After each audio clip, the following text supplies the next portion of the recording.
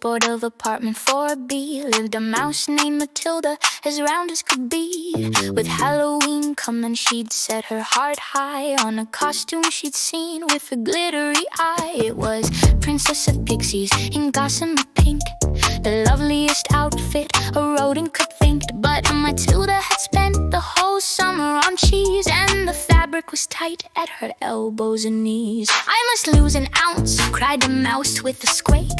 "I've only got 7 short days in the week. I'll exercise daily, I'll run and I'll leap, while the humans above are all soundly asleep."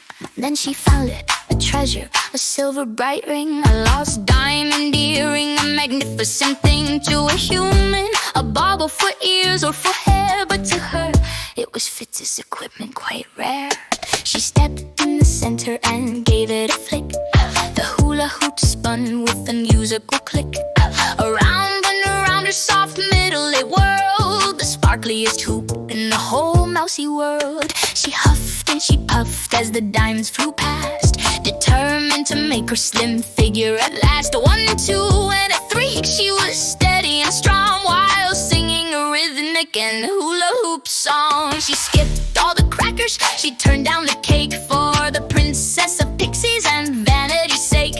She hooped in the morning, she hooped in the night, till her whiskers were weary and paws felt quite light. But her tummy stayed toesy, her sides stayed quite wide, no matter how hard the poor mousie had tried. On the eve of the party, she reached for the box, her heart beating fast like the ticking clocks.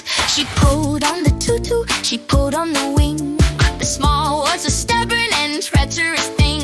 You wouldn't go over her beautiful hips, and a tear started forming, trembling her lips. I've hooped for a week, I've been brave, I've been good, but I don't fit the silk like a pixie mouse should. She sat on a thimble and started to cry as the ghosts and the goblins went scurrying by. But her sister named Sophie came by with a grin and a bag from the costume shop, shiny and thin. "Matilda," she whispered, "why ever so blue? The world isn't made for just one type of you. You've been hula hooping and having such fun, but don't think a small is the only thing gone.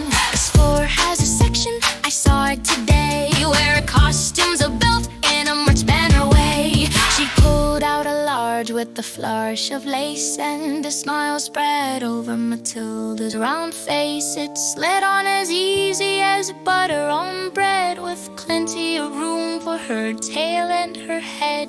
She looked in the mirror so sparkly and grand, the happiest pixie in all of the land. She grabbed her diamond hoop, glowing and bright, and hula hooped all through the Halloween night. She hadn't lost weight, but she gained a great skill, and a dress that was comfy and gave her a thrill. For whether you're slender or whether you're stout, that isn't what Halloween's really about. It's about the glitter, the friends and the treats, and the sound of the music on miniature streets. So Matilda just laughed as she spun round and round, the jolliest hoop star that ever was found.